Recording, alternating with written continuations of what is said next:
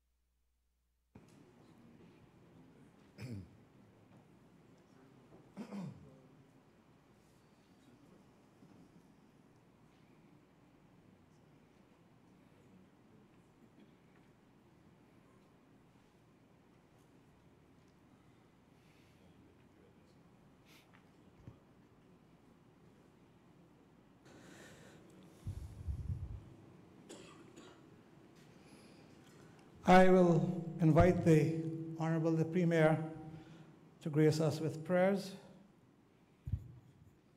Let us pray. Almighty God, from whom all wisdom and power are derived, we beseech thee so to direct and prosper the deliberations of the Legislative Assembly now assembled, that all things may be ordered upon the best and surest foundations, for the glory of thy name, and for the safety, honor, and welfare of the people of these islands. Bless our Sovereign Lady, Queen Elizabeth II, Philip, Duke of Edinburgh, Charles, Prince of Wales, and all the royal family. Give grace to all who exercise authority in our Commonwealth, that peace and happiness, truth and justice, religion and piety may be established among us.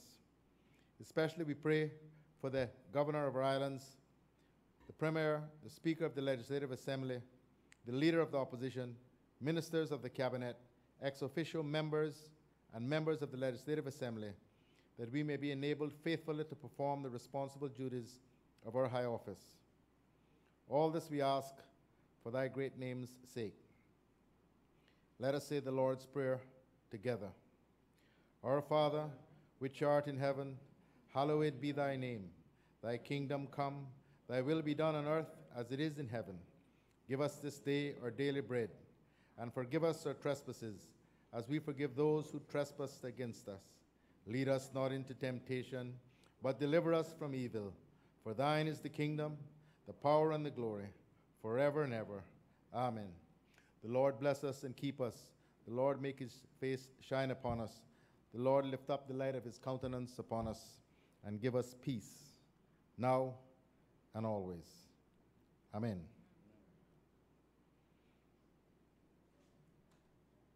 Please be seated.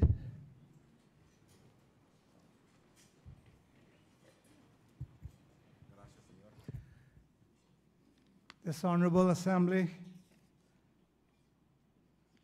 proceedings are now resumed.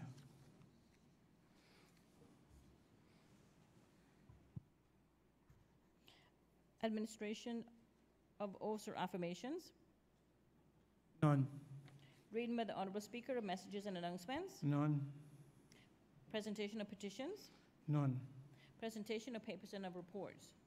Report of the Stand-in Finance Committee on the appropriation changes in accordance with Section 12 of the Public Management and Finance Law 2018 revision for the financial year ended 31st of December 2018, to be laid on the table by the Honourable Minister of Finance and Economic Development. The Honourable Minister of Finance. Thank you, Mr. Speaker. Good afternoon, and good afternoon, colleagues.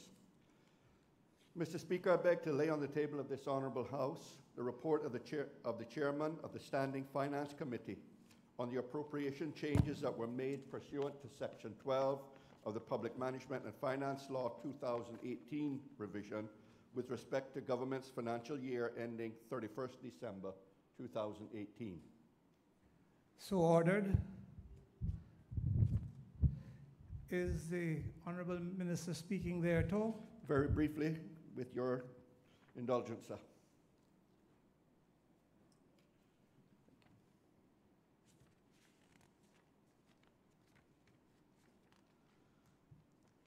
Mr. Speaker, the Standing Finance Committee agreed that I submit to this Honourable House the report of the Standing Finance Committee on the appropriation changes made pursuant to Section 12 of the Public Management and Finance Law 2018 revision with respect to the government's financial year ending 31st December 2018, and specifically with respect to the committee's deliberations and approvals on 3rd July 2018. The committee met on the 3rd of July 2018 to consider the requests for appropriation changes that were set out in a supplementary expenditure appropriations paper put to the committee with respect to the government's 2018 financial year. As a quick reminder to honourable members of the House and to the listening public, some of the significant changes that were approved by the committee were as follows. 1, an increase of $10 million for land purchases was approved by the committee, and the committee also approved that any incurrence of such additional expenditures be funded from the Environmental Protection Fund. 2, the committee approved an extra $8 million to be added to the existing budget for tertiary care at local and overseas institutions, which is given the appropriation reference NGS 55. 3, an increase of $1,350,000 was approved by the committee to the existing 2018 budget for poor relief vouchers. And 4, the committee approved an extra $1,300,000 be added to the existing budget for rental accommodation for persons in need. The committee did not make any amendments to the appropriation changes requested by government. The committee agreed that the report that had just been tabled on this table in this Honourable House be the report of the Standing Finance Committee on the appropriation changes pursuant to Section 12 of the Public Management and Finance Law 2018 revision for the government's financial year ending 31st December 2018, and specifically with respect to the committee's meeting held on 3rd July 2018. The appropriation changes that have been approved by the committee and which have been detailed in the report just tabled will be included in a supplementary appropriation bill for the 2018 financial year. The government, Mr. Speaker, endeavours to bring such a bill to the House before the end of the 2018 financial year, therefore before December 31, 2018. I thank you, Mr. Speaker.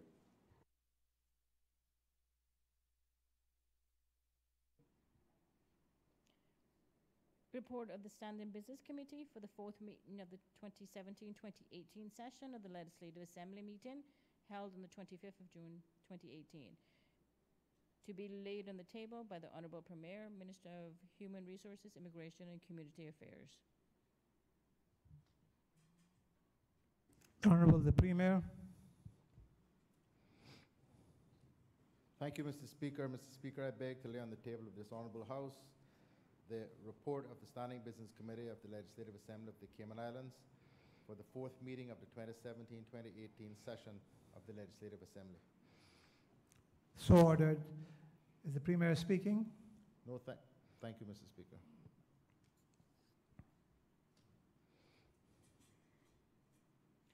Office of the Auditor General, Cayman Islands Major Capital Projects Follow-up, October 2017.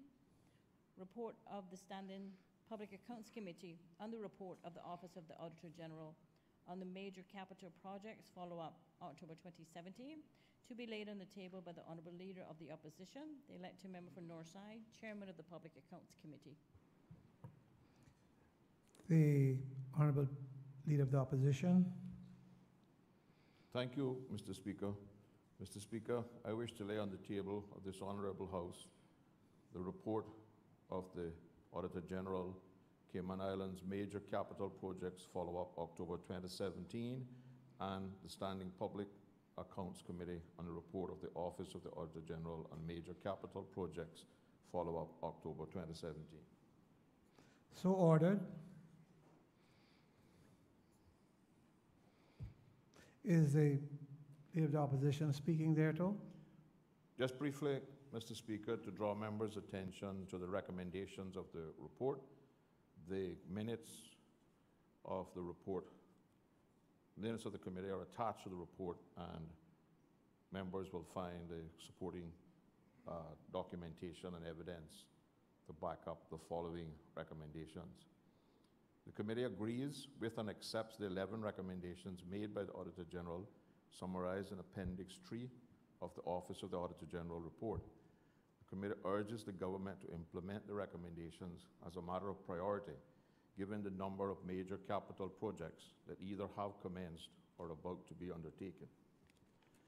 The committee recommends that the Financial Secretary and the Attorney General formally sign off on financial and legal sections of business case of the entire project and operational costs going to Cabinet for approval. The committee also recommends that the Office of the Auditor General provides an update on the recent redevelopment of Owen Roberts Airport Terminal through an audit report. And Mr. Speaker, I'm happy to report that that report has been received by the committee, and we expect to have hearings on that committee very soon in the public. Thank you, Mr. Speaker.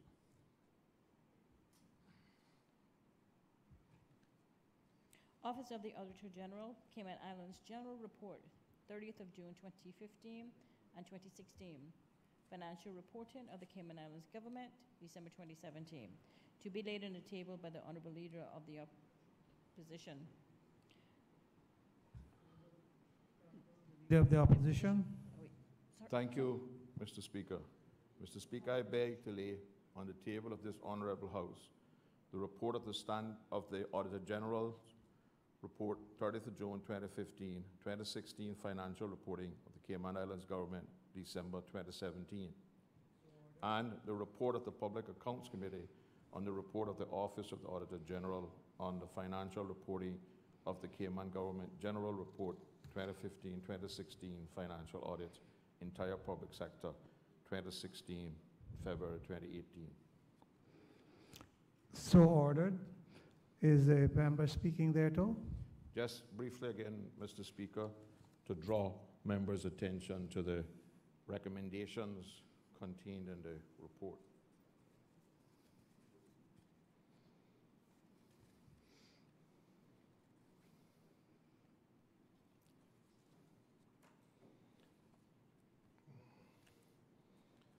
Mr. Speaker, the Public Accounts Committee is particularly pleased that in the accounts for 2015-16, 30 of the government entities received unqualified audit reports.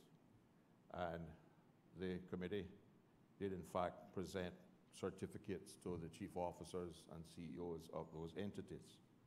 We did, however, have a couple of recommendations, particularly for those, I think it is 5, 5 who did not get unqualified audit reports.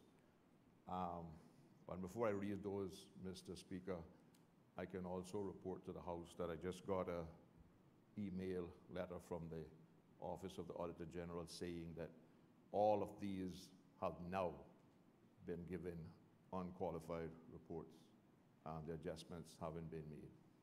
And so that is something that I think that the civil service should be proud of. But in addition to that, Mr. Speaker, the Public Accounts Committee wishes to make the following recommendations. The committee recommends that a national debate be held, starting first in the Legislative Assembly, about retirement, including the age of retirement, post-retirement health care, pension, and other benefits for Caymanians, and especially civil servants, to address the issue of ongoing liability for post-retirement benefits and pension obligations for civil servants and the underfunded portion of the public sector pension funds, and whether a national health insurance scheme should be considered and or changes made to the way Synaco charges its premiums to different groups to better spread the risk and costs. For those statutory authorities incurring losses, that the government reconsiders its policy position on the nature of their business, noting that in many cases the level of losses incurred were growing faster than the increase in revenues, and so the financial outlook continued to be bleak. That the government consider legislative changes that separate the pension fund assets out from general public service accounts, and that legislation put these assets beyond the direct control or influence of the government to remove the qualification point on the non-consolidated public sector pension board funds. The government reconsidered introduction of preliminary inquiry process as a potential to improve efficiency in judicial administration, and that the National Cultural Foundation should think about whether the need to employ a qualified bookkeeper like the National Gallery and National Museum have done. Under judicial administration, the PAC recommends that the government reconsider the reintroduction of the preliminary inquiry process. Under the Cayman Islands National Museum, we got a qualified opinion. Cayman National Cultural Foundation had a qualified opinion. National Gallery of the Cayman Islands had a qualified opinion. And the Public Accounts supports the Office of the Auditor General recommendation that the Cayman National Cultural Foundation should think about whether they need to employ a qualified bookkeeper as well. Maritime Authority of the Cayman Islands got a qualified opinion, and Mr. Speaker, it was noted that the entity was taking steps to remove their qualification of the post-retirement medical liability by having an evaluation done to make a provision for the liability in its 2016-17 financial statements. The PAC is concerned that under the Global Director of Operations, Mr. Osborne Francis, who is responsible for the accounts, that there is no professional or qualified accountant to prepare or sign off on the financial statements, and recommends that this be rectified urgently. The PAC recommends that more emphasis be placed on controlling expenditure, as while during the last 5 years there is evidence of revenue growth, there appears to be an equal growth in expenditure. The PAC is concerned with the information provided during the questioning of witness Mr. Osborne Francis, the Global Director of Operations, of the October 2017 changes to the organizational structure, creating global directors with higher salaries than what existed. The PAC recommends that the minister responsible ensure that the board of the Maritime Authority of the Cayman Islands and the Chief Executive Officer clearly understand the provisions of the Public Authorities Law. Thank you, Mr. Speaker.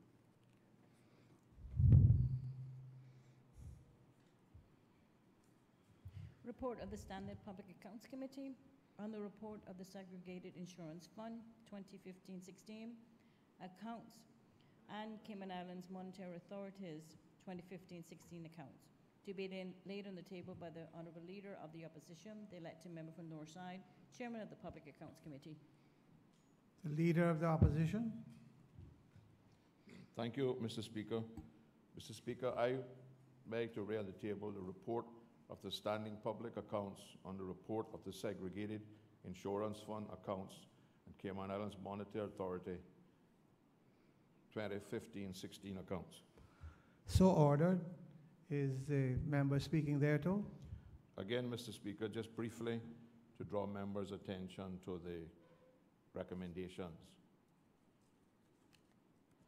The committee recommends that government consider allowing the Health Insurance Commission to regulate the premiums for all health insurance plans, not just the standard health insurance contract, and ensure that they are adequately resourced to carry out these additional duties. This is the interest of keeping private health insurance premiums as low as possible, especially given that the SHIC only accounts for 20% of the health insurance plans. 2, the committee recommends that government considers changing the law to ensure that private sector employers offer post-retirement health care benefits to lessen the cost impact on the government finances. And 3, the committee recommends that government considers increasing the $10 individual and $20 family fee that is levied on private health insurance plans to better help fund the cost of indigent health care. The committee recommends that government considers doing whatever is necessary to give SEMA, as property insurance regulator, the ability to influence the property insurance market premium increases in the Cayman Islands. Thank you, Mr. Chairman. Mr. Speaker.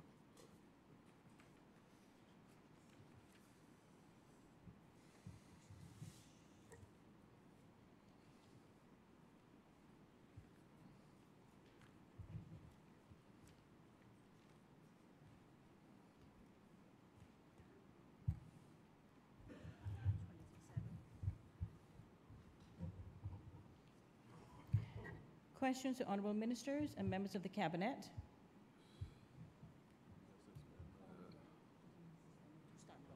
Honorable Premier, I think call for some suspensions.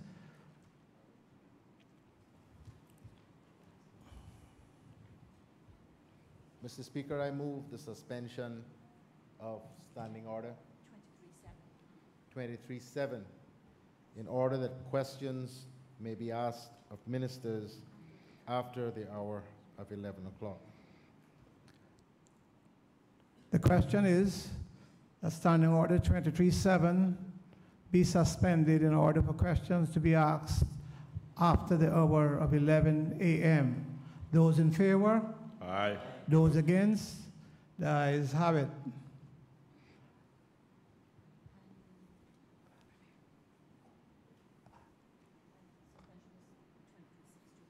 And I think there is a suspension for more than one question per. Suspension of Standing Order 23-6.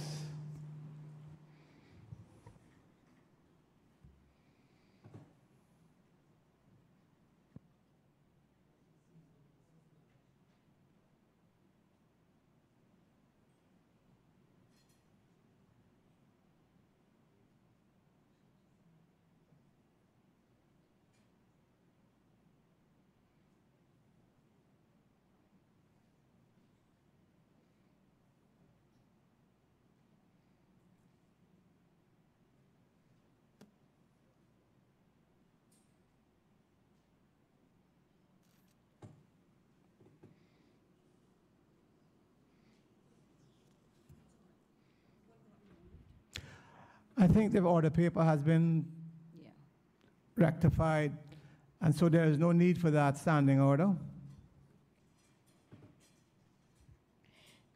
The elected member for Bordentown West to ask the Honorable Premier, Minister of Human Resources, Immigration and Community Affairs. Question number 1. Member for Bordentown West. Thank you, Mr. Speaker. I'll ask question number 1 standing in my name. Can the Honorable Minister state whether any action or actions has been taken by the government since the passage of private members motion 10-2014-2015 that called for increasing the amount of award by a labor tribunal for unfair dismissal to an amount equal to up to 3 years' wages at the employee's latest basic wage at the day of dismissal. Thank you.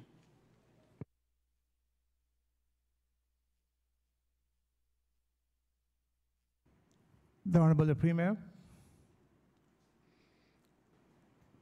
Mr. Speaker, this question has been wrongly addressed to me. It is not within my responsibility, and the answer will be provided by the acting Deputy Governor.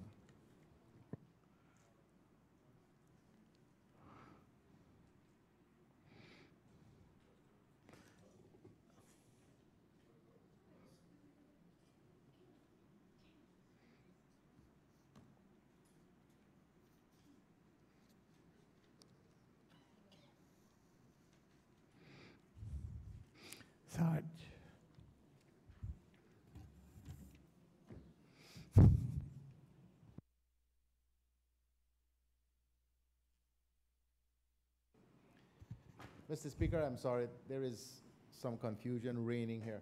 If I could just have a moment. This question is mine.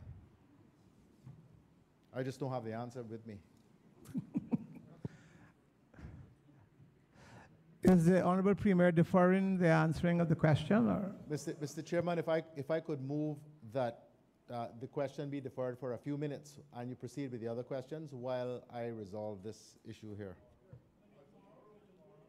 I can deal with it. Well, it doesn't. We have the answers. They're just not within my possession right now. I approve the responses. I know what they say. So I move, Mr. Speaker, the deferral of question number 1 further down on the order paper, and that we proceed with the other questions in the interim. Question is that question number 1 be deferred. And I think I will leave it to the Premier and the member asking the question to decide when they will be answering. Next question, please.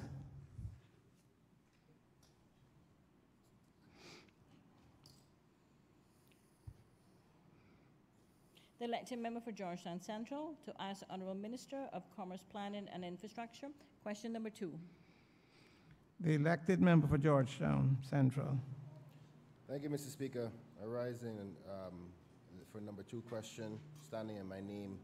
Can the Honourable Minister state what value will be placed on the certificates that are given to participants of the NICE program, and how will their value be enforced in the Labor Department?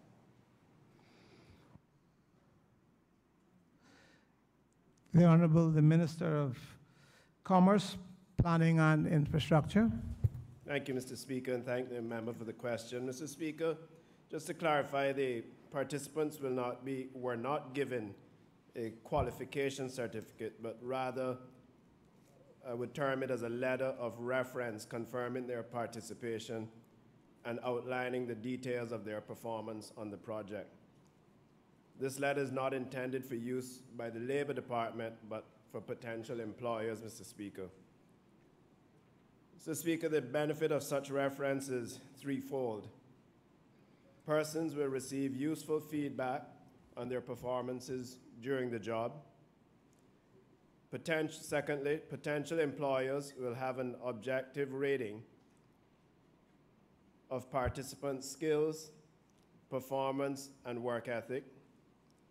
And finally, Mr. Speaker, unemployed persons would likely have no recent work experience, and as such would have no basis on which to persuade a would-be employer that they are capable of working.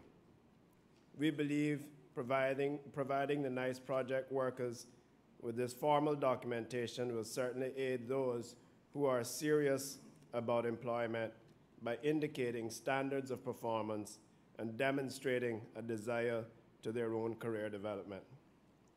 Mr. Speaker, I'd like to go on to advise all members of this Honorable House, that over the past few years, the NICE program has given many a second chance, including those with barriers to employment.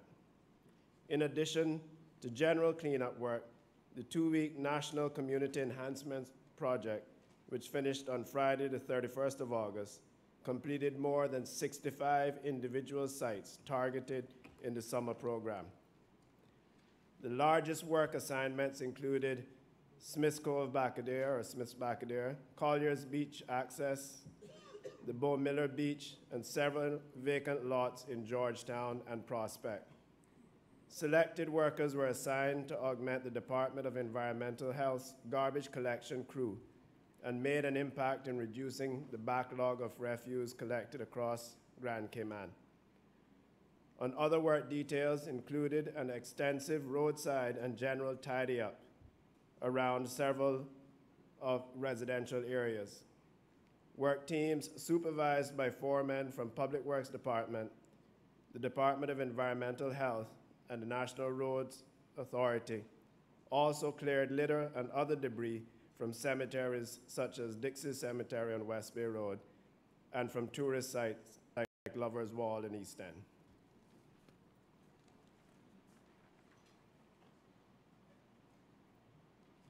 The member for Georgetown Central, do you have a supplementary? Thank you, Mr. Speaker.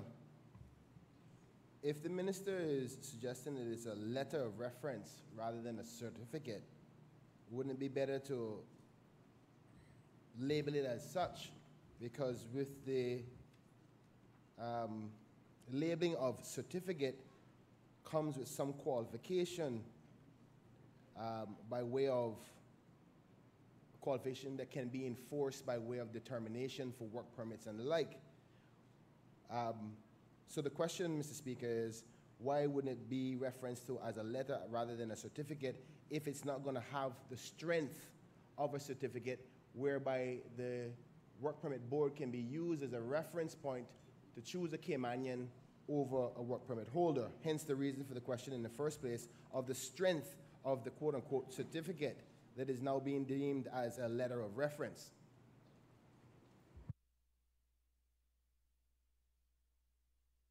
Honorable Minister. Thank you, Mr. Speaker. Mr. Speaker, I think the issue is that it wasn't a course or we're not a licensed institution to offer a certificate at the end of it. But let me read one of the letters that they were given. It says, work reference for blank individual, to whom it may concern. This reference serves to introduce blank, who was employed with the National Community Enhancement Project during the summer of 2018 cohort. The program was created to enhance Cayman's physical environment whilst providing meaningful work to unemployed Caymanians and spouses of Caymanians through temporarily employing them to work in one of 3 participating government agencies: Public Works Department, the National Roads Authority, and the Department of Environmental Health. Its specific objectives are to enhance the environment by beautifying public spaces and thoroughfares, as well as specified areas within the communities across all districts, provide meaningful work for the unemployed, and develop skills and work experience amongst the unemployed, aiding them to transition back into the workforce. With the foregoing in mind, we wish to formally certify that blank was placed with the Public Works Department as a laborer and demonstrated good work ethics, earning an overall performance rating of 3 out of 5 over the period of 1 week. Blank also attended a health and safety and work practices training session, which provided the opportunity to gain basic knowledge of best practices in the maintenance industry. The member for Savannah. Thank you, Mr. Speaker. Did I understand that people on work permit were also implied? I thought it was a certain stipulation. Or Minister? Mr. Speaker, to the best of my knowledge, no, there were people married to Caymanians that were employed. So just to say that we had a total of 467 registered and 430 showed up to work. The member for Georgetown Central. Thank you, Mr. Speaker. This is my last supplementary question. I just want the minister to clarify that this certificate that now is being termed as a letter of reference cannot be used by the work permit board as a way to qualify whether a Caymanian has more qualifications than a person on a work permit or not. Because this is what is going to be perceived by some of those workers of something to say, I can prove now that I can do a job. But if the minister is now going to say this is a letter of reference in hope, it has no strength. That's what I'm trying to establish. And if it doesn't have any strength with the work permit board, where the Caymanians have to compete with, what's the point of the letter?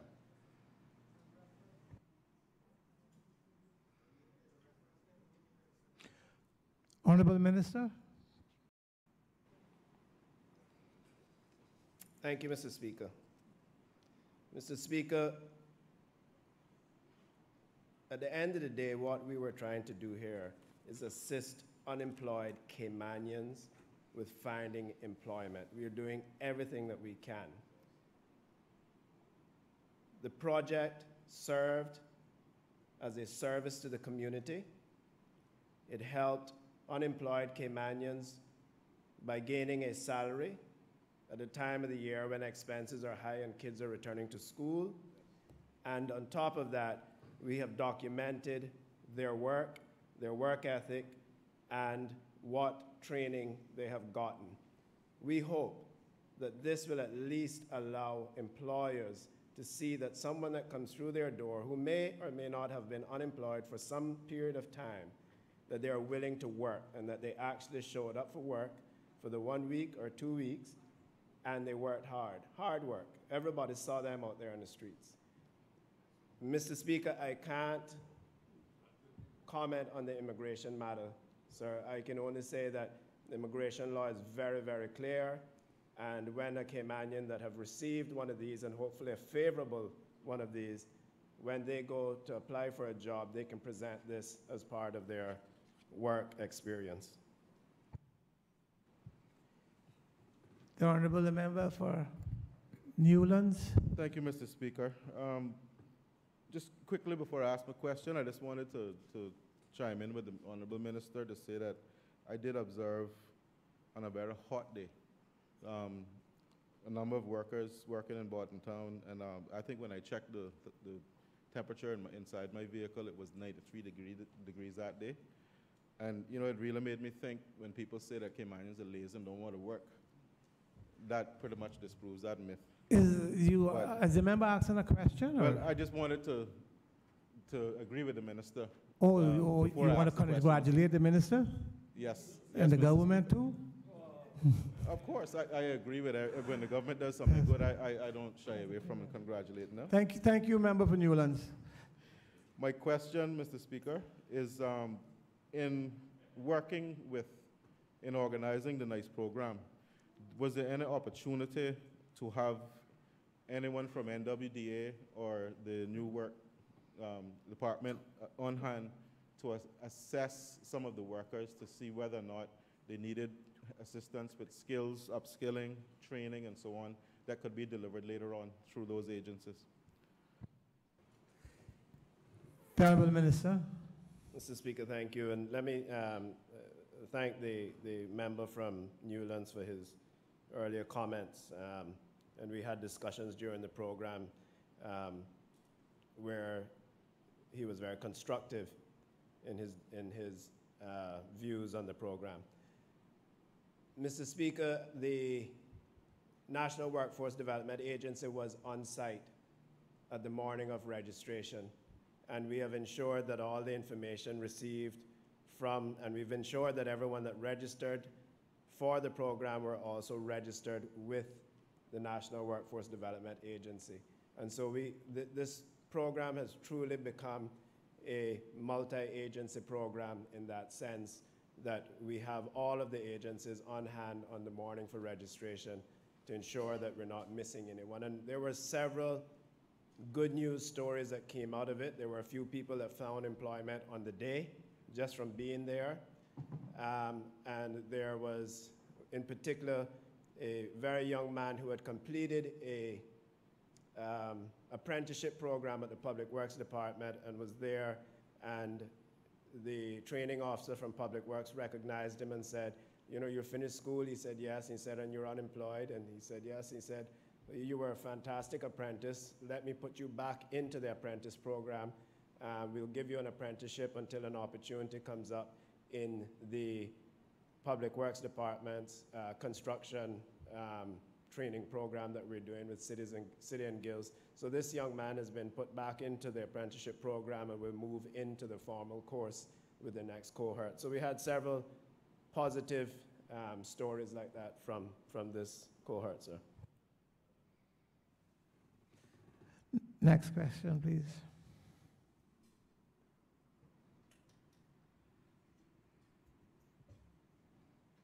The elected member for Georgetown Central to ask the Honourable Minister of Commerce, Planning and Infrastructure. Question number 3. The Minister for Georgetown, the member for Georgetown Central. Thank you, Mr. Speaker. I'm not there yet, but I'll be there in 2021. Sorry? I say you suggested minister, sir. So I was just saying that I'm not there yet, but I'll be there in 2021. Well- so I appreciate the gesture, but Well, you know, member that Georgetown Central wouldn't have a minister, so you know how wrong I was. times are changing, Mr. Speaker. I stand for question number 3. Can the Honourable Minister say how the Department of Commerce and Investments makes its decision on how many business licenses are granted in any one type? The Honourable Minister for Commerce. Thank you, Mr. Speaker. Thank the member for the question. Mr. Speaker, the granting of a business license is a function of the Trade and Business Licensing Board, established under the Trade and Business Licensing Law 2018 revision. The Department of Commerce and Investment, DCI, is a secretariat to the board and carries out the day-to-day administration of the board. Mr. Speaker, this includes collecting applications on behalf of the board, and where delegated to do so, processing renewals on behalf of the board. The director of DCI is a member of the board by virtue of his position and provides operational advice to the board as required.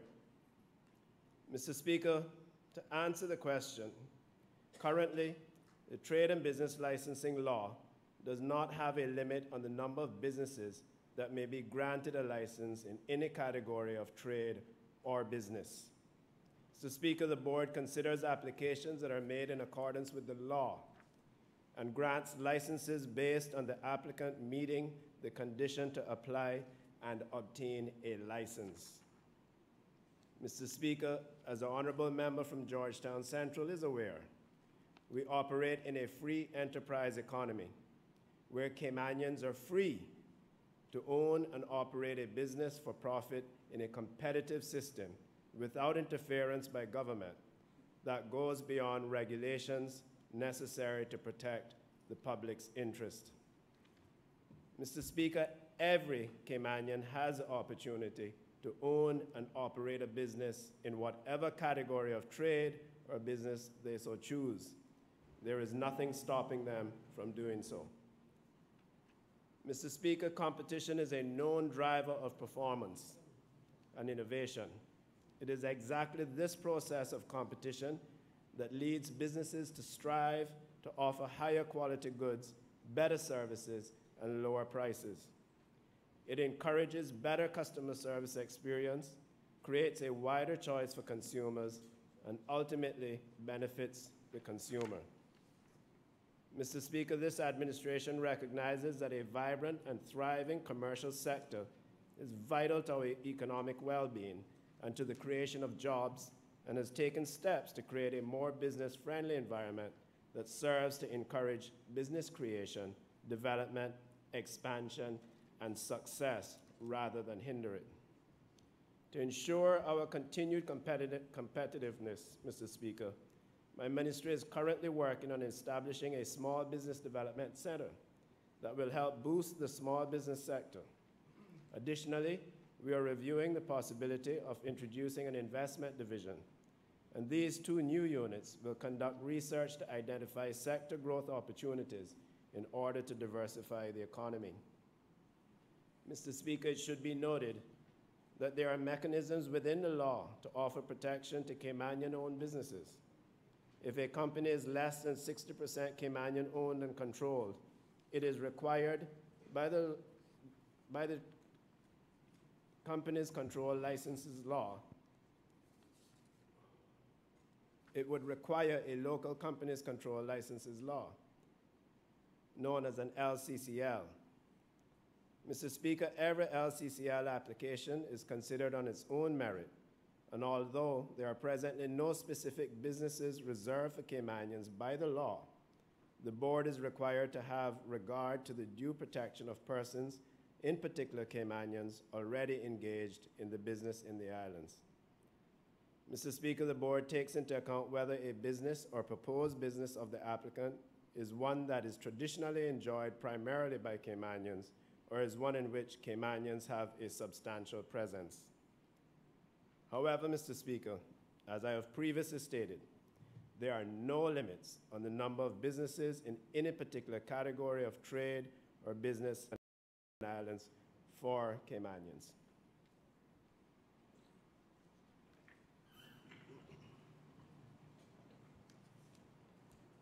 The member for Georgetown Central. Thank you, Mr. Speaker. Just a few supplementary questions. And just to make it clear, I'm not suggesting that we shouldn't operate in a free market system. But I'm not sure if this minister is correct in his statement by saying that everything is... Is the member asking a question? Or? Yes, sir. If I can get there without interruption, sir. Thank you, Mr. Speaker. Mr. Speaker, why I ask this question is there obviously has to be a place upon which the department and its board says, well, okay, there's too much of one business, because we know from an economic standpoint, if there's too much of any one business, then nobody survives in it.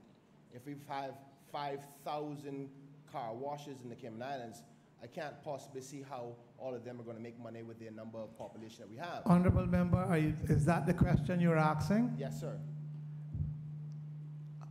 So, to simplify, Mr. Speaker, does the board take into account the population of the Cayman Islands when considering types of license in any one category as a factor in whether a license should be granted or not?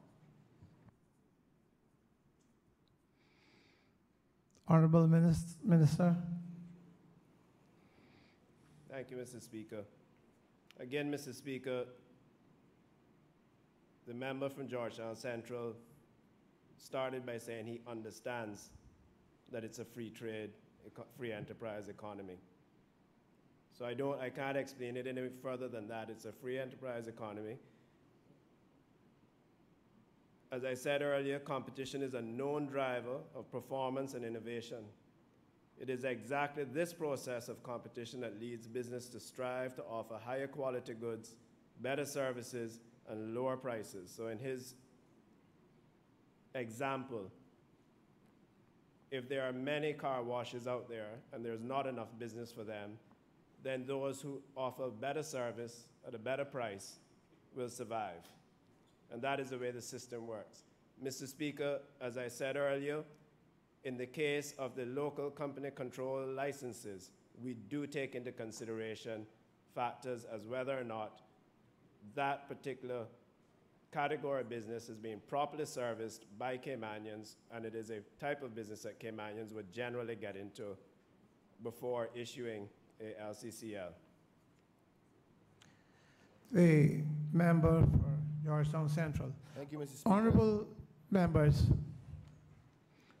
I think it's appropriate in asking questions, when you write your questions and submit your questions, that you can do a short preamble. But we must draw the line in the House when members are using it as a speech to get to their question. Bear that in mind. So in submitting your questions to the clerk before it comes to me as speaker, you can prepare it with a short preamble, but not a long preamble. And certainly we have to stop the practice of where we expect to debate it in the House. Honorable member from Georgetown Central. Thank you, Mr. Speaker. I was unaware of that option for me, and I thank you, and I'll use that in the future. My last supplementary question. Mr. Speaker, would the member then accept, or this government would accept, to allow, for example, taxi buses license for Caymanians to be open, because we now know there's a moratorium on that, but that is controlled.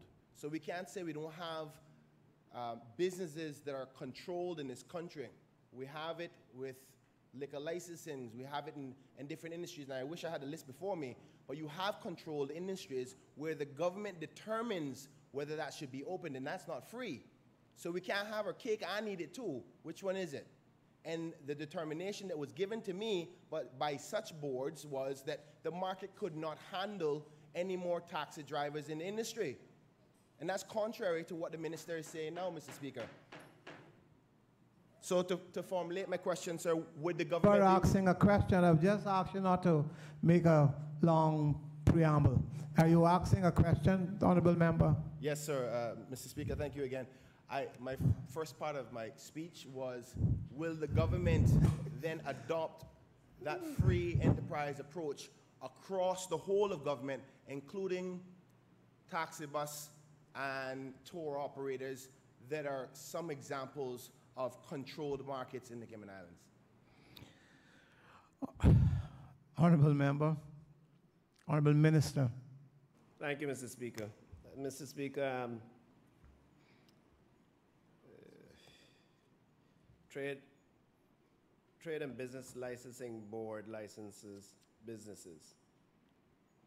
The Public Transport Unit licenses operators. I think there is a difference, there is a slight difference there. I do know, because of my previous role in the Ministry of Tourism and Transport, that the Public Transport Unit have a method in which they monitor the availability of buses and taxis in particular on any particular route or at the airport, at the port, and when they see that there is a need to increase those, then they increase those, and that is the operators. The Trade and Business Licensing Board do not practice that outside of LCCLs. Other industries that I heard the member from Georgetown Central mention are those that are controlled by other laws, usually for safety and security reasons, if it's a prohibitive substance or a substance that needs to be licensed, or explosives, etc.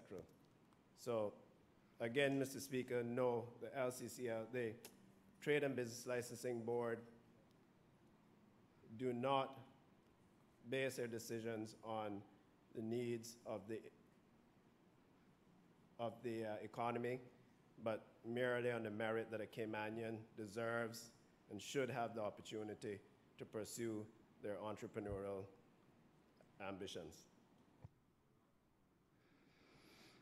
Next question, please.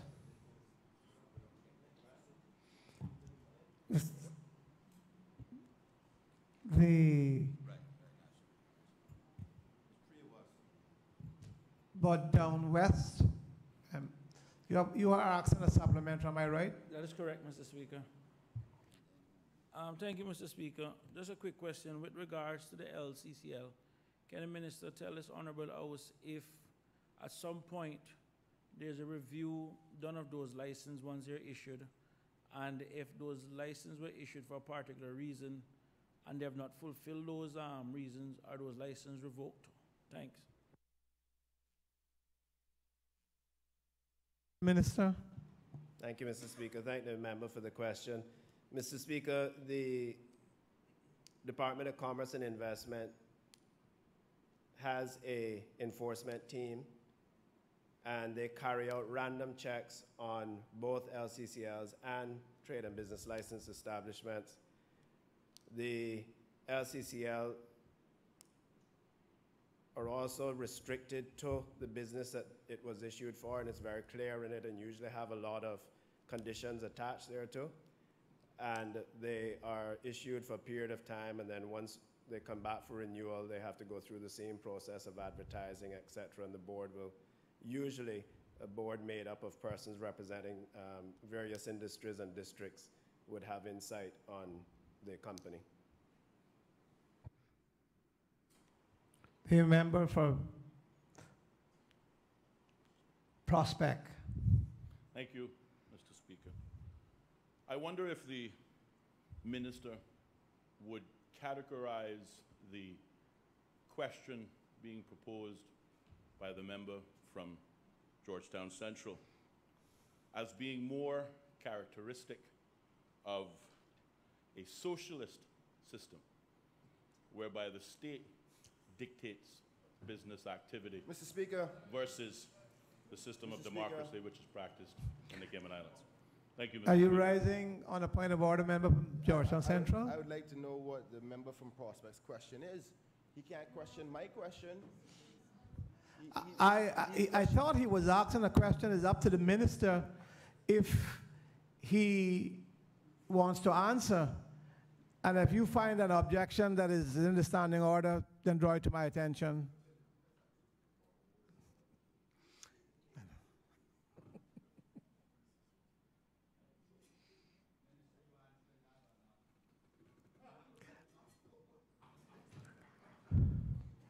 Honorable Minister. Mr. Speaker, thank the member for the question. Mr. Speaker, as I said earlier, the Cayman Islands operate in a free enterprise economy where Caymanians are free to own and operate a business for profit in a competitive system without interference by government that goes beyond regulations necessary to protect the public's interest. Every Caymanian has the opportunity to own and operate a business in whatever category of trade or business they so choose, and there's nothing stopping them from doing so. That is my understanding, Mr. Speaker, of a free enterprise economy. Member from East End. Thank you, Mr. Speaker. Mr. Speaker, I'll try to get through mine much quicker. Somehow I'm going to try to see if I can help him formulate these questions and who he must do them to. Well, you can't do that on the floor of the House. No, next time. Mr. Speaker, next time. I ain't talking about now. Mr. Speaker, I wish to ask the minister, is there a practice of issuing LCCLs to people who are building in their own homes, which allows them to ultimately bring in workers, contractors on work permit? And number two, how long on average are LCCLs issued for nowadays? Honorable Minister.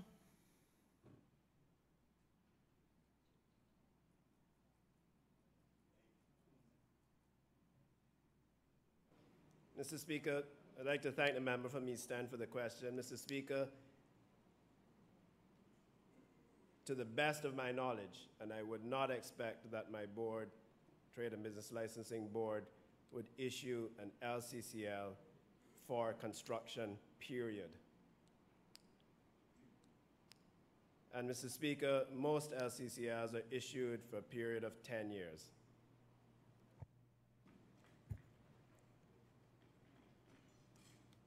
Mr. Speaker, if I may. Mr. Speaker, maybe can ask the minister then if LCCLs are issued for development companies who ultimately use it only to build their own homes.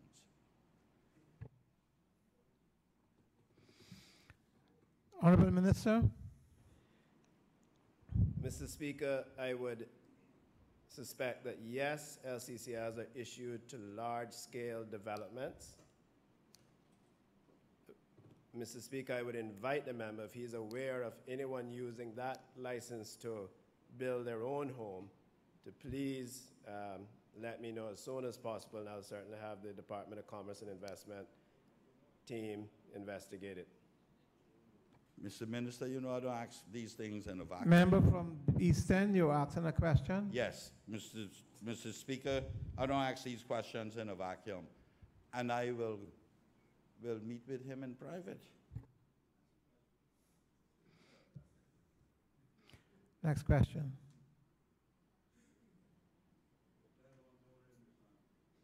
The elected member for Georgetown Central to ask the Honorable Premier, Minister of Human Resources, Immigration and Community Affairs, question number 4. Member for Georgetown Central. Thank you, Mr. Speaker. I just want to say thanks to the previous minister for his patience and his answers. Question number 4 in the order paper, I'm standing in my name. Can the Honorable Minister say when does he intend to bring the new labor bill to the Legislative Assembly? Honorable the Premier.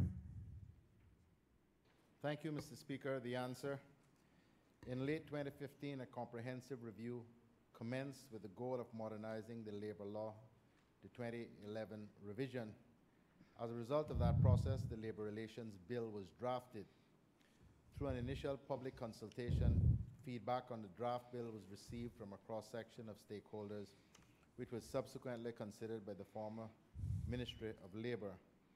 In light of the feedback received, including proposed recommendations, the Labor Relations Bill will be revised in advance of further public consultation, which will be followed by final revisions, and the plan involves the tabling of this new bill in this Honorable House early next year.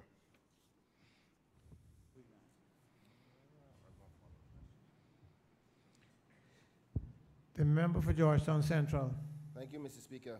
Can the minister say whether within that new bill there will be changes that would mandate that charities and churches are subject to our local labor laws? Mr. Premier. Mr. Speaker, as I mentioned earlier, we are in the process of receiving input and recommendations, and no decisions have been taken about those matters at this stage. The member for Georgetown Central. Thank you, Mr. Speaker. Is it a practice of the government to give funding to organizations or institutions that are not subject to the labor laws of the Cayman Islands? The Minister, Honorable Premier. Mr. Speaker, that question, I believe, is well outside the ambit of the substantive question, and I'm not in a position to respond.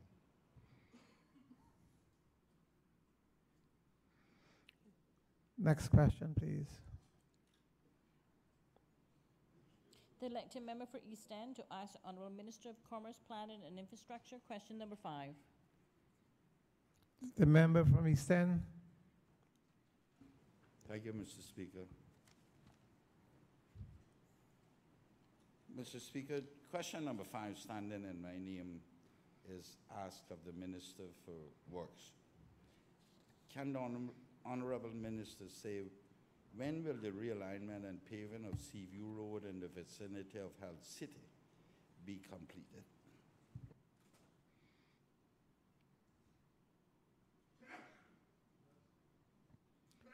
The Honourable Minister of Commerce. Thank you, Mr. Speaker. Thank the member from East End for the question. Mr. Speaker, the National Roads Authority is reviewing the alignment of the road between the Health City turnoff east of High Rock and alignment of the road between the Health City turnoff east to High Rock Drive. It is anticipated that that design work and construction for this section of road will begin in early 2019. Mr. Speaker, I will endeavor to keep the member informed and consulted on developments as they progress. Member for East End. Mr. Speaker, I wonder if the minister can tell me if this is another review or this was the review and proposal that was done a few months ago and submitted to the ministry, if this is reviewing that original plan.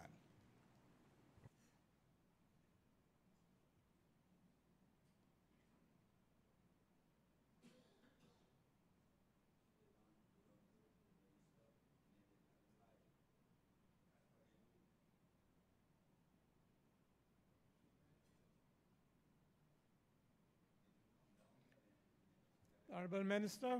Thank you, Mr. Speaker. Thank you for your patience.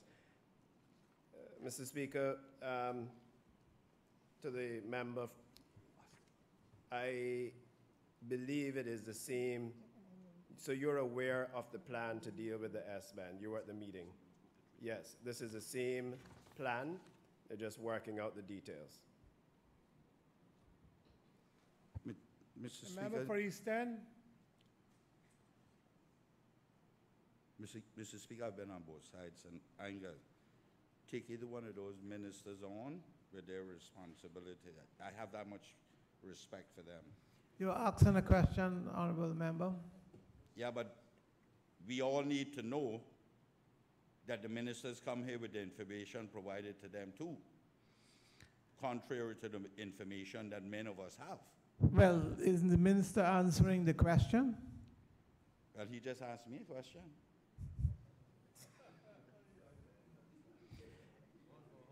Mr. Speaker,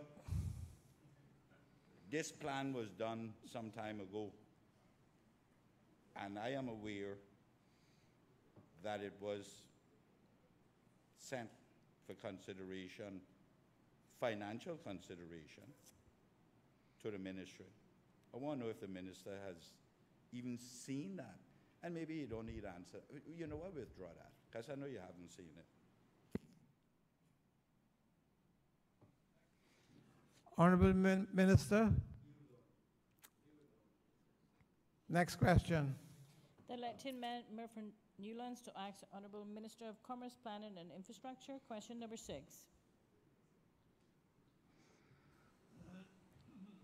The member for Newlands. Thank you, Mr. Speaker. I would like to ask question number 6, standing in my name, to the Honorable Minister of Culture, Planning and Infrastructure. Can our Honorable Minister state what progress has been made with making arrangements to complete the Church of God building in Bordentown as a hurricane shelter for the district? Honorable Minister, Commerce. Thank you, Mr. Speaker. Thank the member for the question. Mr. Speaker, the government has reviewed and granted approval to complete the outstanding works needed to complete the Church of God building as a hurricane shelter. At present, the Public Works Department and Hazard Management Cayman Islands are working to produce a draft agreement. This document will outline the roles and responsibilities of HMCI on behalf of government and the Bordentown Church of God in the use of this facility. Concurrently, the Public Works Department is preparing the drawing package to be used in the tender process to select a suitable contractor for the project. Mr. Speaker, I'd also like to take the opportunity to thank the government for their support in this, and in particular, the Honorable Minister from Bordentown East, who has been very instrumental in helping us negotiate and navigate through all of the past history to get to this point. Thank you. Member from Newlands. Thank you, Mr. Speaker. I'd just like to ask one follow-up question. Can the minister now put a completion date, at least an ETA, to this project so that we have some idea when it will be completed?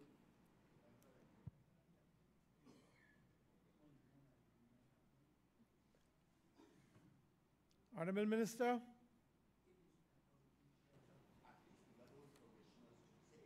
Thank you, Mr. Speaker, and thank the member for the question. Mr. Speaker, we are striving to have tenders in process by the end of this year, early next year. With a bit of luck and help from God, we could very well have it dried in for the next hurricane season. That is if all things line up properly. Thank you. Next question. The elected member for Newlands to ask the Honourable Premier, Minister of Human Resources, Immigration and Community Affairs. Question number 7. The member for Newlands?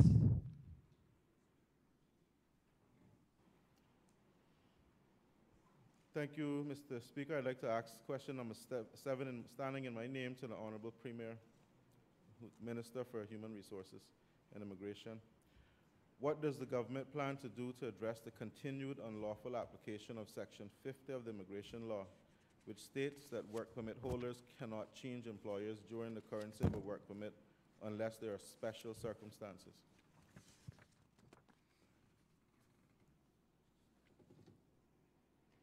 Honorable Premier.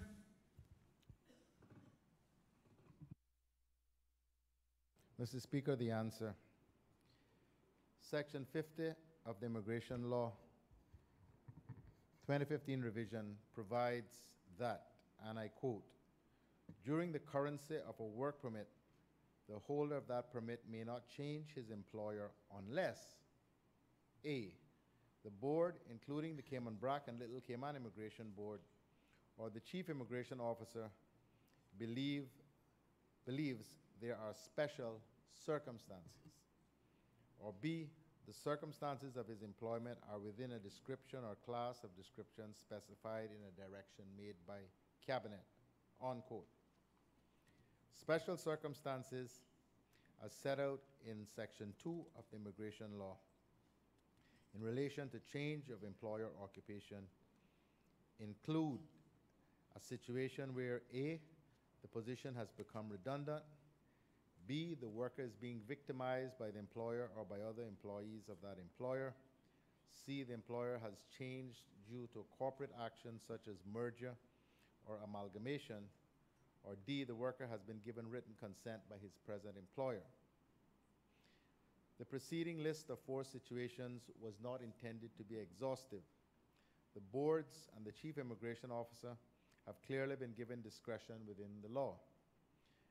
By use of the word include in the definition, the situations constituting special circumstances are not exhaustive.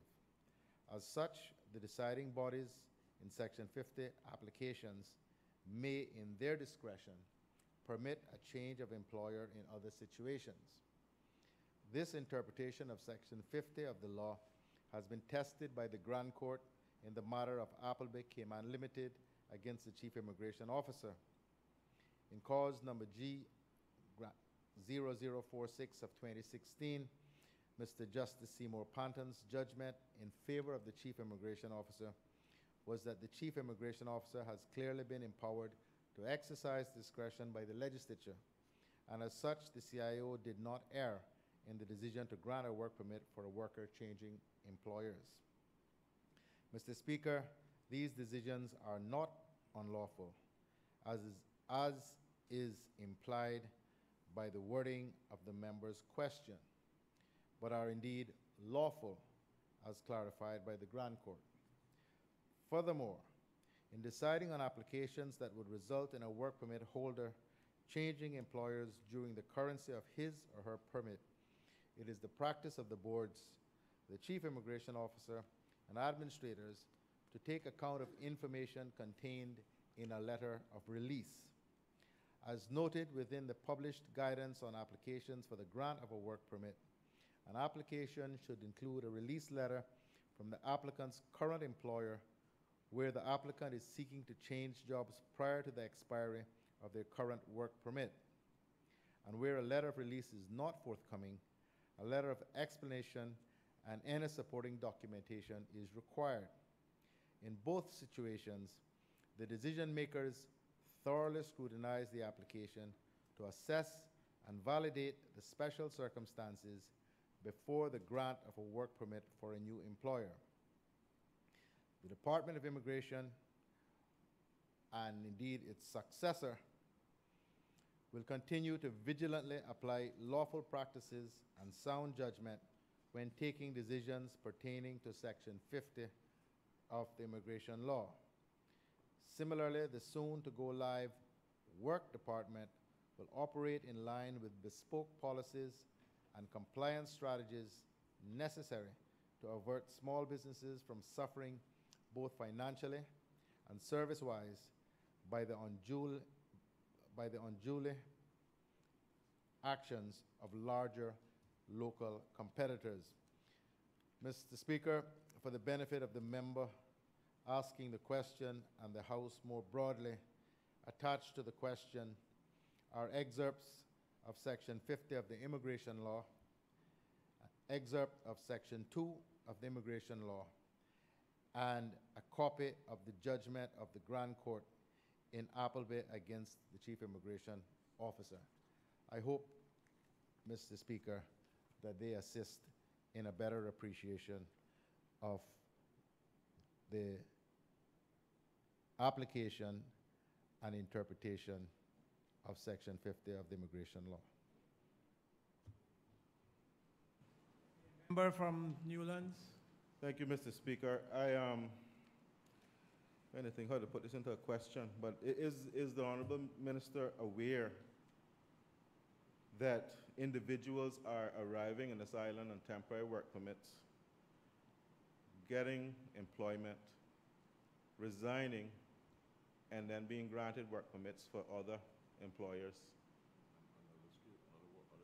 in a completely different profession, and which is something I would consider job hopping. And my question is, are there any plans to put a stop to this practice? Honorable Premier.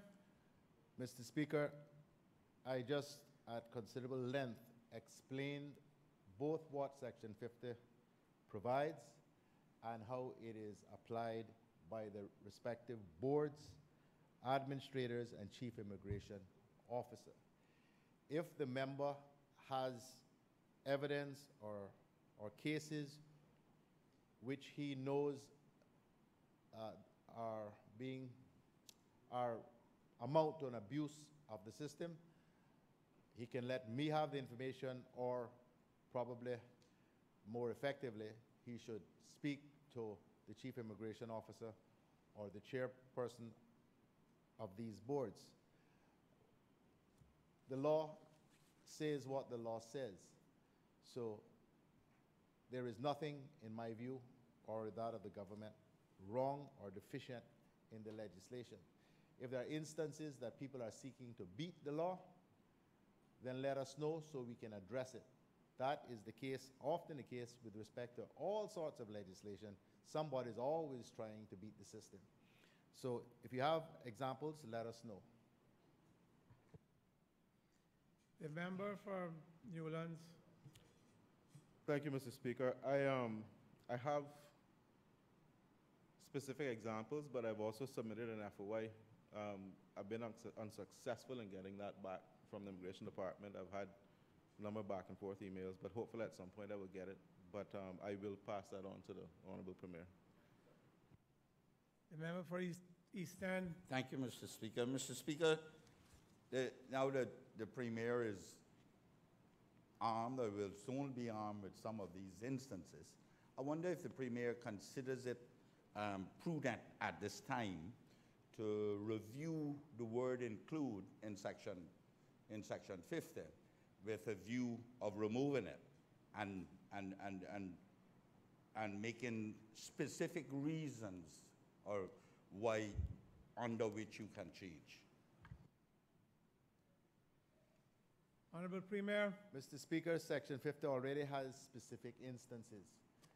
The reason why it says include is because it is impossible or nigh on impossible for anyone to sit down and consider all of the possible circumstances that might obtain in every case. And we want, the legislators wanted, and the government continues to want, those who are administering the law to be able to exercise this appropriate discretion with respect to the matters that come before it. We do have to have trust and regard and respect for those who carry out the administrative and semi-judicial functions of these boards. Otherwise, we might as well not have the boards at all if people are not going to be allowed to exercise discretion in appropriate cases. We might just say this is the case, and you have a list of civil servants who simply tick boxes.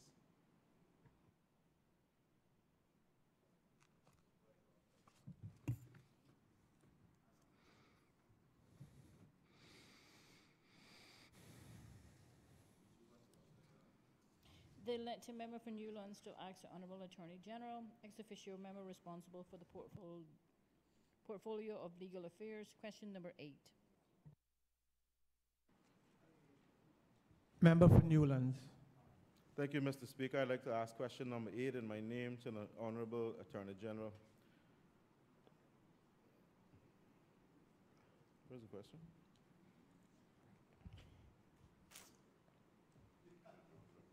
Oh, yeah. Can the Honorable Attorney General, ex officio member, please provide an update on the progress made by the Law Reform Commission with regard to anti-bullying legislation? The Honorable Attorney General.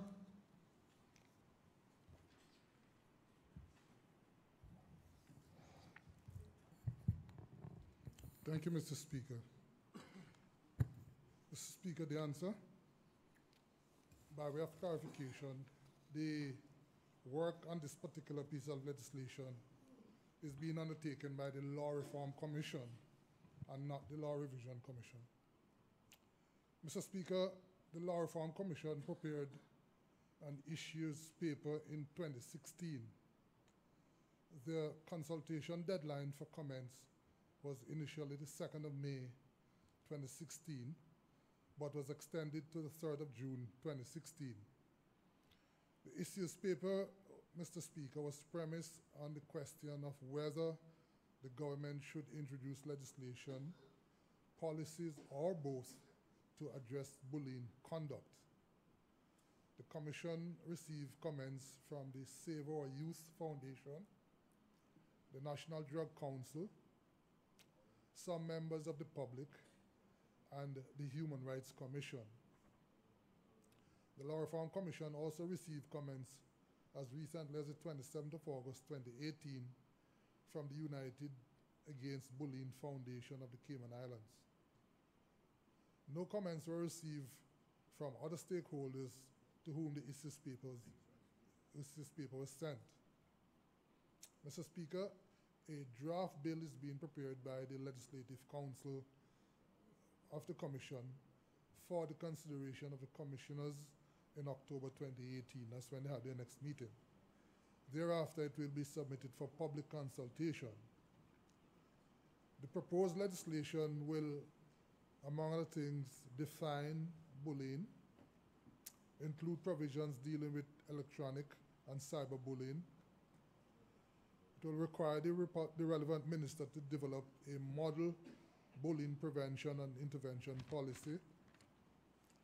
It will deal with placing of an obligation on public and private schools to promote a positive school climate that is inclusive and accepting of all pupils, including pupils of any race, ancestry, place of origin, color, ethnic origin, citizenship, creed, sex, sexual orientation, gender identity, gender expression, age, marital status, family status, or disability. And finally, Mr. Speaker, we require schools to establish and implement the specific policies and guidelines with respect to student discipline that are consistent with the minister's discipline and bullying policies, or the ministries. Member from Newlands. Thank you, Mr. Speaker. Mr. Speaker, I'd like to ask the Honorable Attorney General, am I correct in understanding that none of the schools provided feedback in this process? And were they asked? Honorable Attorney General. Mr. Speaker, the feedback are those that I just outlined in the answers.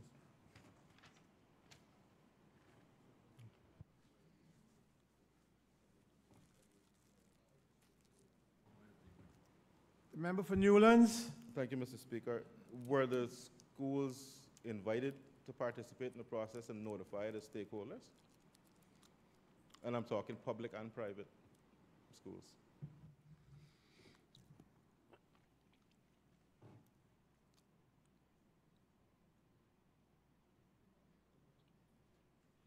Could I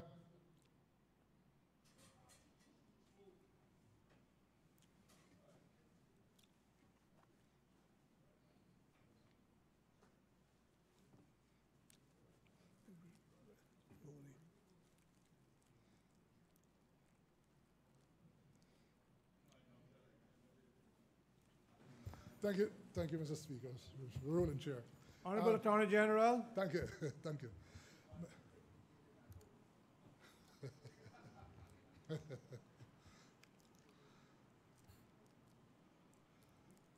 Thank you, Mr. Speaker. According to the information I have here, the paper was also sent to the Cayman Islands Bar Association, Cayman Islands Law Society, the Family Resource Center, and the principals of all the schools.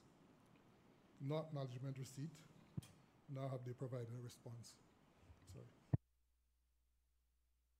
Member for Newlands.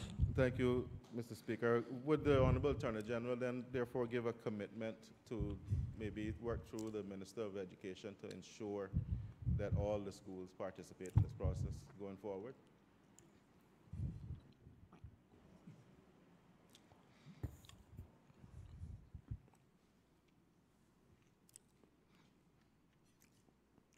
Honorable Attorney General.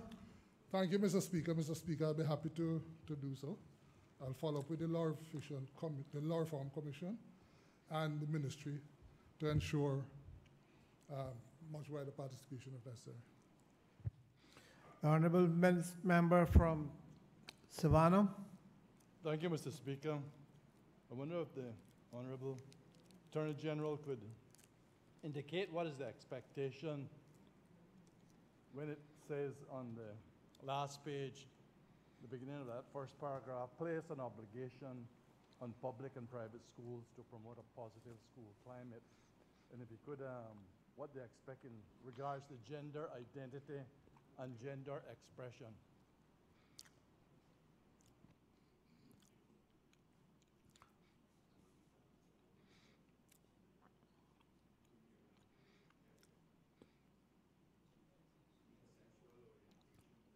Honorable Attorney General. Mr. Speaker, I missed the first part of the question. Member from Newlands, sorry, Savannah. Thank you, Mr. Speaker. Justice, if he could give us a general idea on the expectation where it says place an obligation on public and private schools in regards to gender identity and especially gender expression in the private and public schools.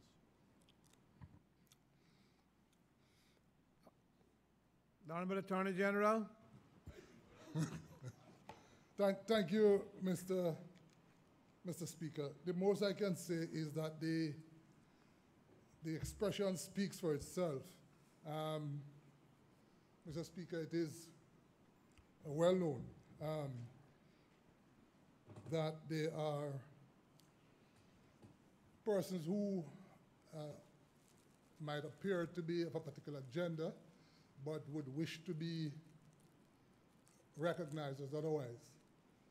We have persons who are transgender in our community, and there are persons who,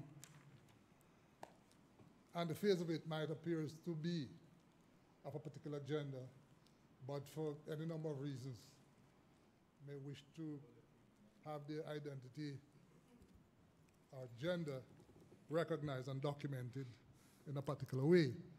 And in keeping with our constitutional construct, the Law Reform Commission would want to ensure that there are no allegations of discrimination, especially as it relates to public school and public institution. So just about all eventualities have to be covered. Member from Savannah. Thank you, Mr. Speaker. In all material that I've read and heard in regards that it is a biological impossibility that if you are born one sex, that you can think. And I hope and pray that under our Constitution, these kind of things, and through our schools, and I can tell you, and I feel sure, knowing the Minister of Education, will be looking at this kind of stuff when it's brought before the House.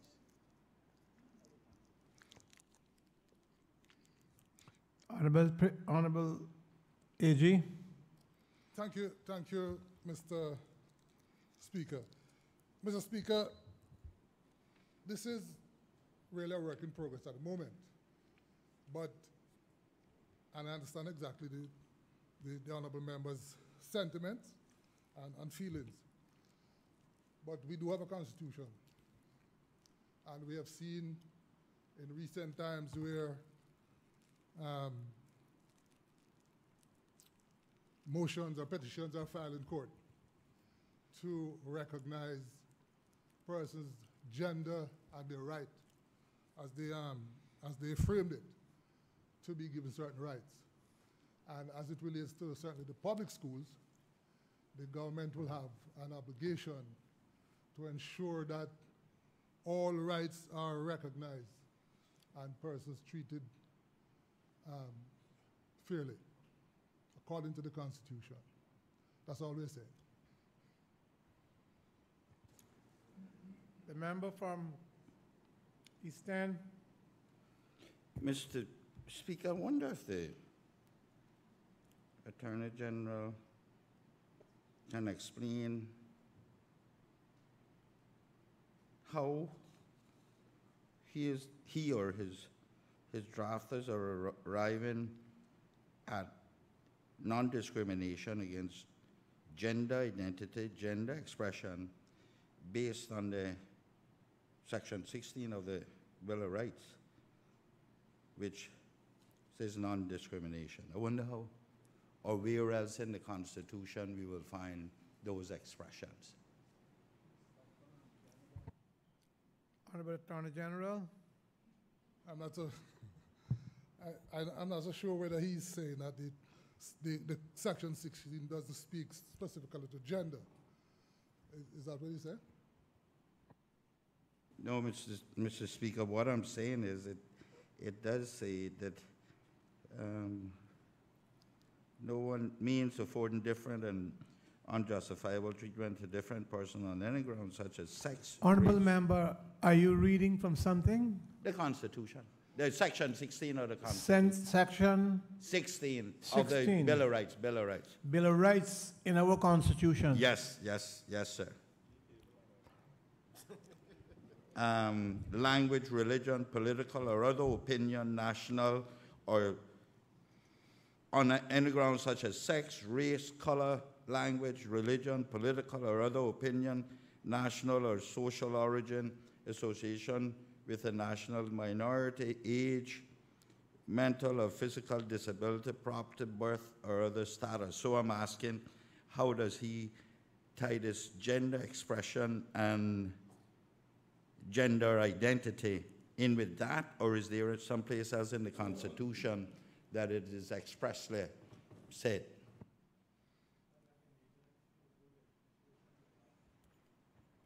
Mr. Speaker, two things. Honorable AG. Two things. One, I am responding to a paper that was sent out to the public by the Law Reform Commission as a discussion paper that was sent out and what they are working on. The commission is established by law. The way the commission works is that after they've finished their consultation, they will do a report. The report will be sent to the Attorney General, and then that report will go to the relevant ministry and eventually discuss in cabinet if necessary, especially if it is meant to inform any sort of legislative initiative.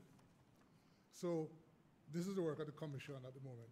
I just wanted to make that clear. And so, but the second point is that we have had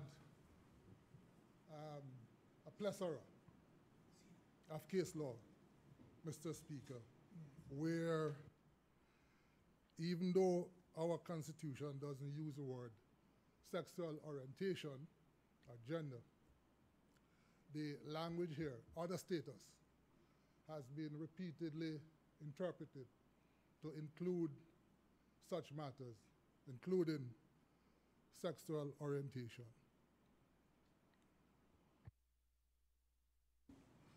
Member from East End. Thank you, Mr. Speaker. Mr. Speaker, I take it that, and this is a question to the Attorney General, I take it that those case laws, the plethora of case laws that he speaks of is from England. And England has expressly said they're not going to get involved with our business here. So they're not going to be used here. Is that correct? Honorable AG. Well, not just England, Mr. Speaker. They're also from the European Court of Human Rights. And those cases have bearings on what happened in the Cayman Islands, since the European Convention does apply to the Cayman Islands. Mr. Speaker, Member my last one, sir. Mr. Speaker, I wonder if the Attorney General, from a legal perspective, can tell us, now that we have Brexit, whether or not they will still apply to us.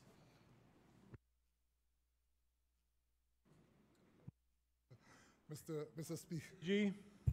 Mr. Speaker, the last time I checked, I think the terms and conditions of the exit of the UK from the EU is still being negotiated, and we are not so sure what is going to be retained and what is going to be discontinued.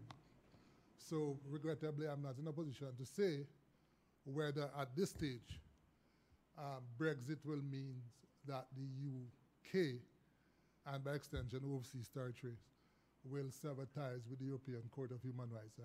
I'm not aware. The Honorable Minister of Education. Thank you, Mr. Chair. To the Honorable Attorney General, can I get an undertaking that the Law Commission would reprioritize their work until the finalization of Brexit, so that they would not be working in a vacuum and outside the express desire of the majority of the people in this jurisdiction?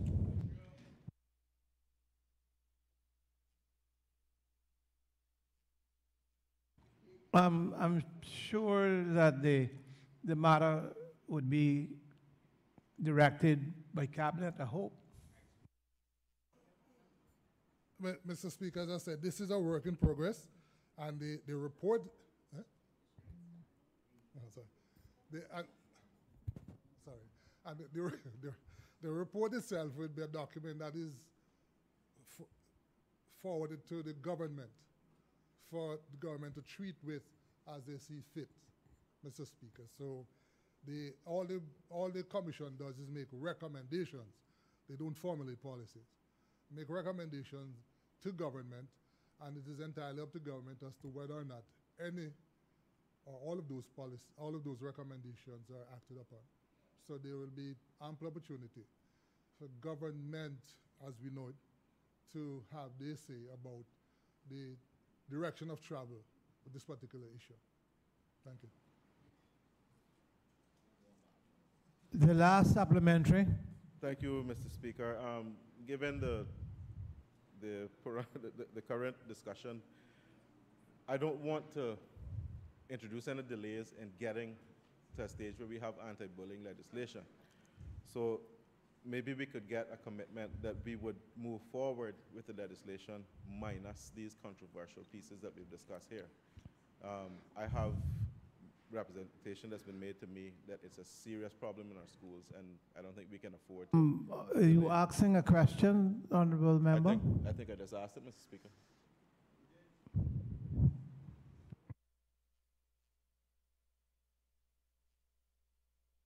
AG. Thank you, Mr. Speaker. Mr. Speaker, I think we're probably missing just a little bit here. We're talking about bullying. We're not talking about gender issues. We're talking about, Mr. Speaker, instances where a person, a child, for example, at school, could potentially be bullied because that child, for some reason, is a homosexual and being taunted to death because of that. We're talking about where someone in a workplace could have declared themselves to be homosexual, and as a result of that, being taunted to death, being bullied as a result of that. That is what the policy is addressing. The policy is not shaping anything else. We're simply saying that you won't be able to be bullied, beat upon, set upon, harassed, whatever it is, because you're black, you're white, you're homosexual, you're short, you're tall, you are Catholic. That's it. That's what the thing is addressing. So I think we just need to understand the context of what the initiative is about. That's all. Thank you, AG. I think we have traversed much ground, much more than the question that was asked. And I think there's a lot of information, and it's been good information, but I think we have gone far aside from the question. We move on to the next item. Next question.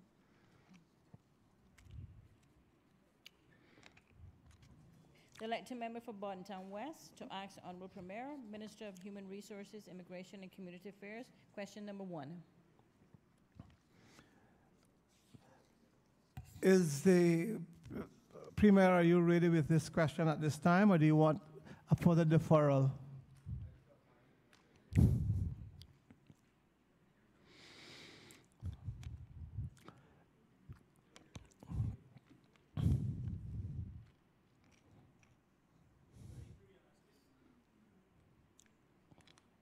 Honorable Member, Bordentown West, just a minute.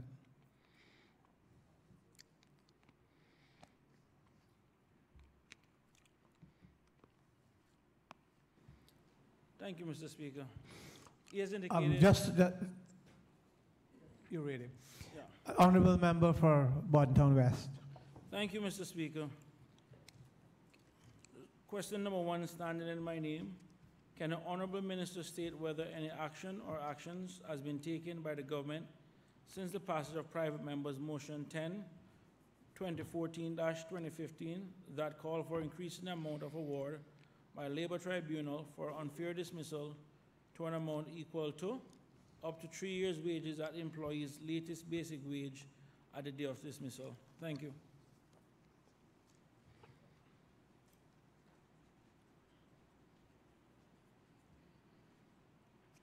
The Honorable Premier.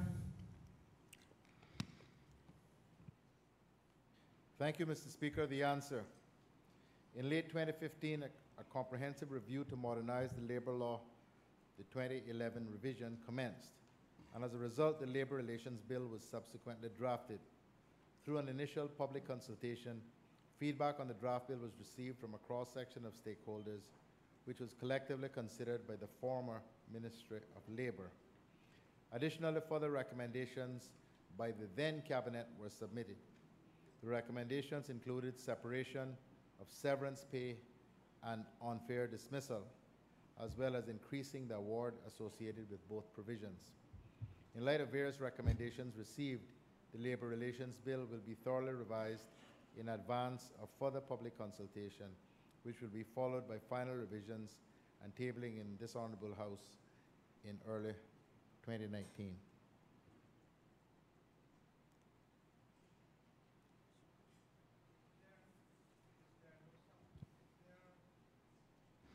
If there are no supplementaries, we move on to the next item. Statements by honorable ministers and members of the Cabinet.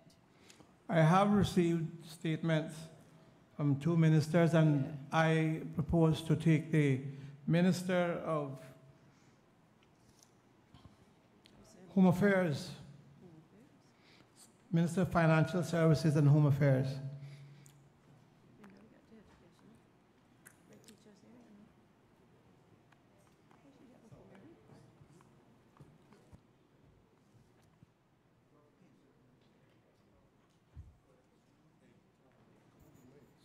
Thank you, Mr. Speaker. Members of this honourable House know that the strength of our economy and the resilience of our communities depend in part on our ability to respond to critical incidents when they occur. Mr. Speaker, as you recall, during the 2018-2019 budget process, this government administration and indeed this legislature supported an increase in the budgets of home affairs agencies, and in doing so recognized significant deficiencies that must be addressed. Mr. Speaker, I am pleased to provide a brief update on progress in a number of key areas. With respect to disaster preparedness, Mr. Speaker, members will recall the briefings held a few months ago to provide each of you with an update on disaster preparedness. Work is continuing to further strengthen the resilience of our islands.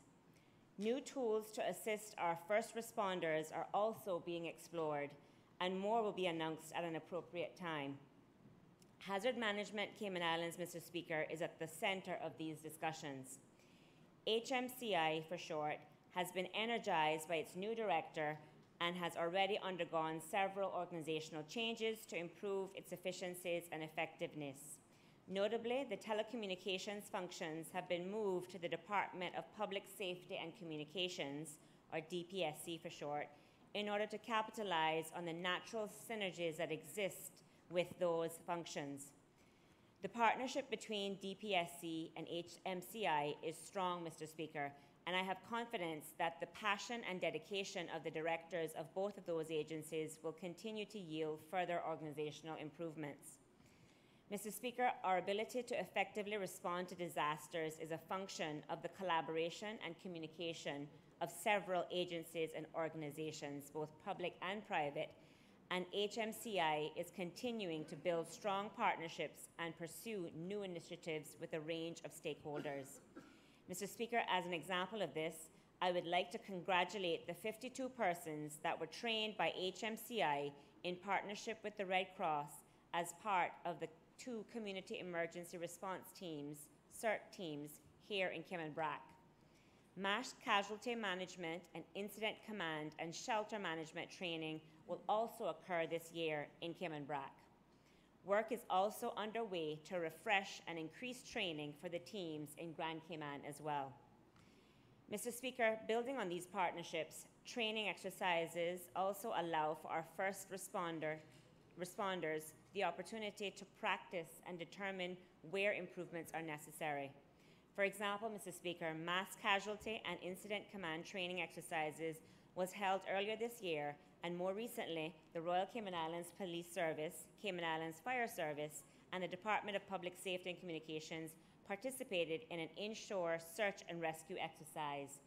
Mr. Speaker, the aim of this exercise was to test the protocols in place and test the inshore search and rescue capability provided by the Cayman Islands Fire Service when responding to an inshore search and rescue incident to ensure that the response is effective and timely.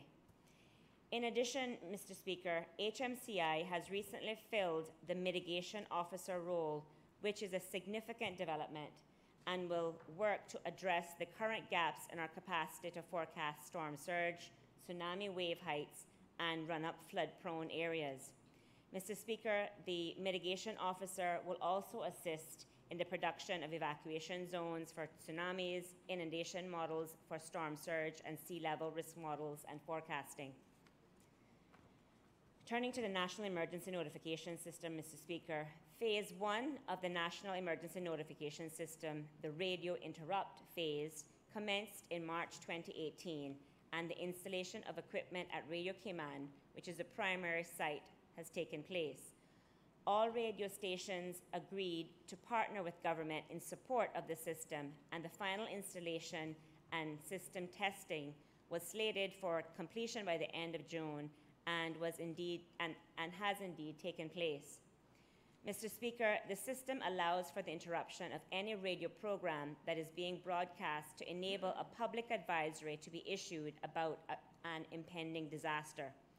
This is of critical importance, Mr. Speaker, particularly in the face of sudden onset events like tsunamis and earthquakes. The system was tested in the annual tsunami warning exercise in March 2018 and proved to be effective. And as this Honourable House will recall, Mr. Speaker, at the last meeting of the Legislative Assembly, the government brought forward and it was approved the amendment to the Hazard Management Law to ensure that the functioning of this emergency notification system could take place as envisioned. Mr. Speaker, the government plans to support the implementation of Phase 2, which will enable the interruption of television programs to broadcast public advisories. The final phase will see citizens informed via a centralized portal that supports multiple communication channels, including wireless emergency alerts via cell broadcast, mobile networks via SMS, internet via social media, and email. Mr. Speaker, the National Public Safety Communications radio system hardware is also progressing very well. The main administrative and system management locations have been energized to enable the RF network capacity and other new system functionality. The dispatch radio consoles and other relevant items have been staged at the Department of Public Safety and Communication in preparation of larger scale testing with the mobiles and handsets in the field. Radio system equipment has been installed at 5 of the 8 radio transmitter sites, and advanced programming by the system engineers continues as scheduled. Mr. Speaker, the new radio equipment for Cayman Brac and Little Cayman has been shipped to Cayman Brac.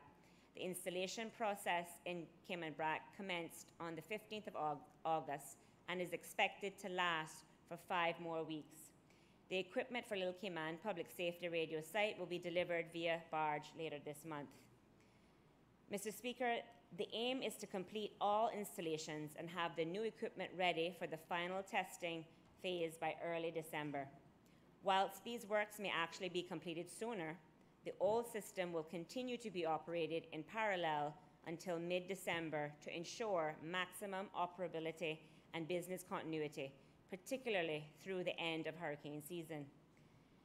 Mr. Speaker, as members can tell, hopefully, through this brief update, there has been a tremendous amount of work done to improve the response capabilities of several key agencies. Preparedness is not an area for complacency, Mr. Speaker, and we are fortunate to have dedicated persons, both within government and the wider public, who stand ready in the event that they are needed to support our residents and our communities. And I'd like to take this opportunity to publicly thank, on behalf of the government, those individuals in these various capacities.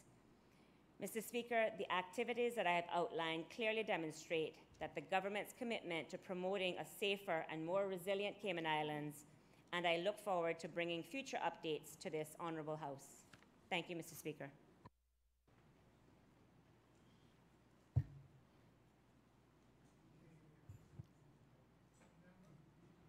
The member from Town West, do you have a...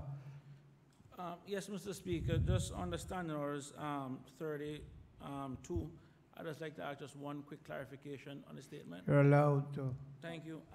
Just from an infrastructure stand, first of all, sorry. Thank you, Mr. Speaker. I'd like to thank the Honourable Minister for that update. One of the things I've noticed since being in Cayman Brac, that the baseline infrastructure that would be needed to support what the government is doing, namely the radio stations and the telephone service, is not up to standard as it is in Grand Cayman. Now, I recognize that the Brac has a bit different terrain, but I think what the question is the government, in this case, because outside the minister's responsibility, what will they be doing to ensure that the service in the Brac, namely both on the radio stations and on the telephone, is actually brought up to speed, so at least what the government is looking to do can work, because it makes no use to be able to interrupt a radio signal if people can't get a radio signal to begin with. So that's what I'm just trying to understand, but the service definitely needs to be upgraded in the Brac, Mr. Speaker. Honourable Minister, can you speak to that? Well, actually, Mr. Speaker, question? I just want to echo, certainly with respect to the two examples given, as the member recognized, it is not within the purview of HMCI, so I'm certainly not in a position to give a response at this time on behalf of the government with respect to what is planned to deal with kind of the issues with radio and telecommunications, but I'm sure the government has made a note of the members' concerns expressed, and the relevant agencies, including OFREG, will need to look at this issue very closely to make sure that we do not in any way disenfranchise our residents here in Cayman Brac and Little Cayman.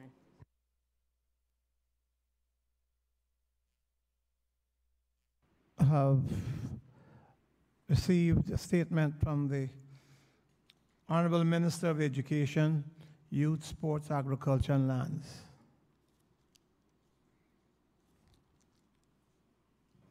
Thank you, Mr. Speaker.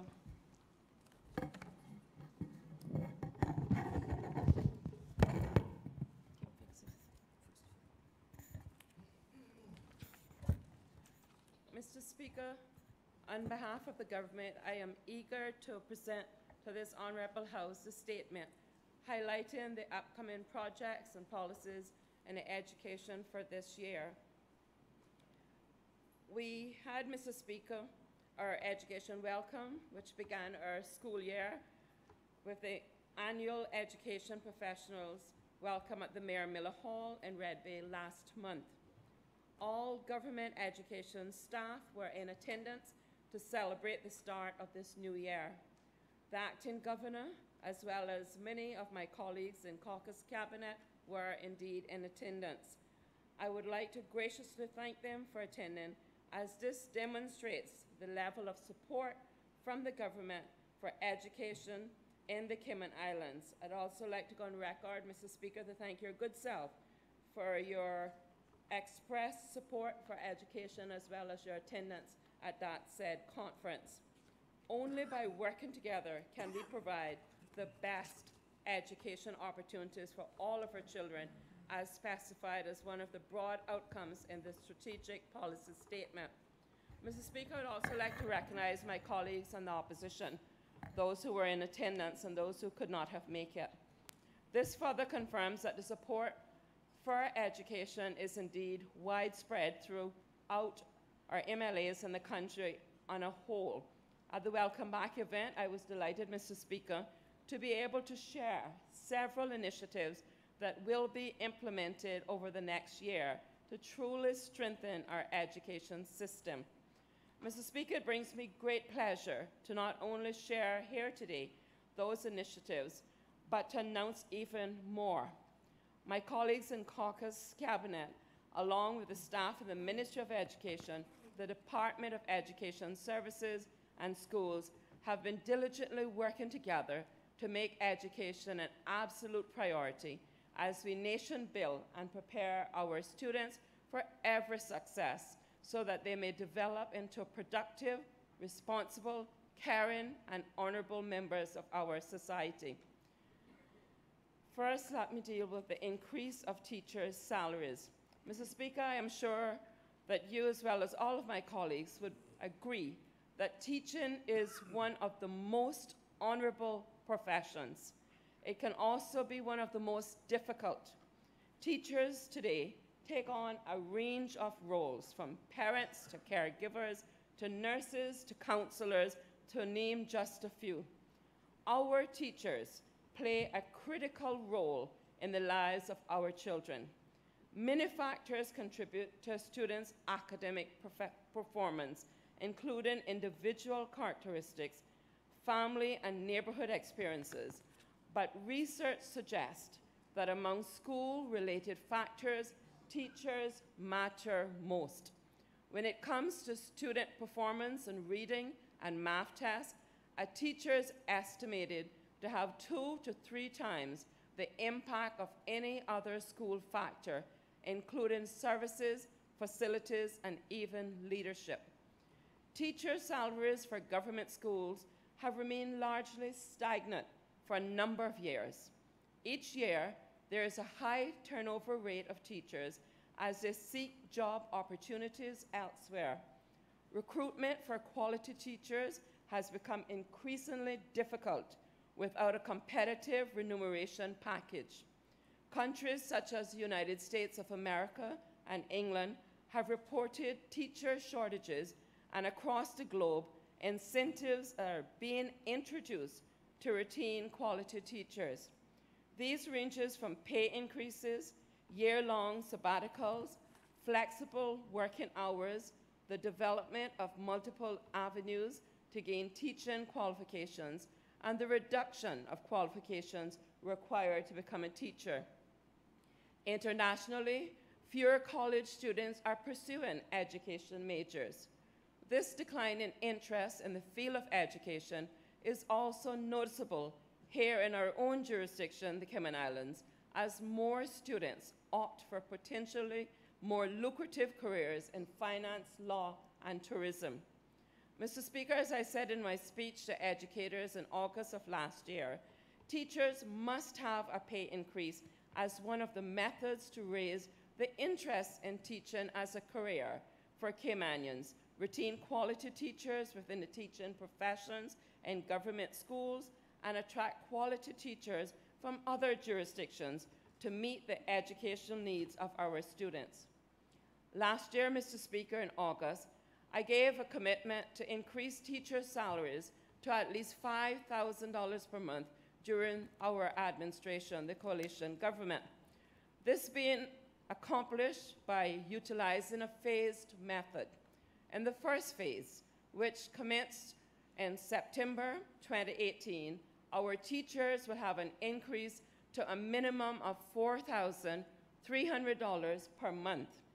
In the second phase, which will be commencing in September 2019, teachers will have an increase to a minimum of the 5,000 CI dollars per month as promised by our government.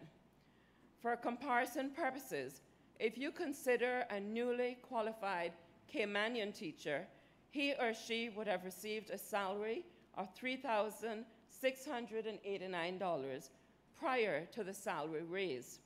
Now that the new qualified Caymanian teacher will earn a salary of $4,300 a month, a difference of $600 increase. In addition to the salary increase to teachers, Mr. Speaker, over the next few years, the ministry will also like to review the salaries of all educators, including principals, deputy principals, and assistant teachers, to name a few. This will ensure that all educators are being fairly paid what they deserve and will further assist in elevating this most honorable profession to the level where it should be recognized. Mr. Speaker, I also wish to remind everyone that yesterday our Honorable Premier announced the approval of a cost of living increase to the tune of 5%, commencing 1st of July this year, but implementation in this month's salary. So all teachers will see an increase as they are considered civil servants. So despite the rumors that are going around, Mr. Speaker, all of our teachers will be receiving the 5% cost of living increase. Mr. Speaker, I recognize whilst increasing teachers' remuneration will have tremendous benefits, it is not the only strategy for increasing interest in the teaching profession and for teachers' retention. In addition, for September 2018, the ministry will be working with the portfolio of the Civil Service, POCS, to introduce a teacher's pay scale plan with realistic and achievable salary expectations.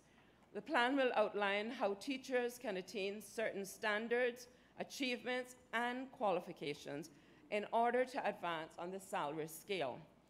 This plan allows high-quality teachers to remain in the classroom while earning higher salaries.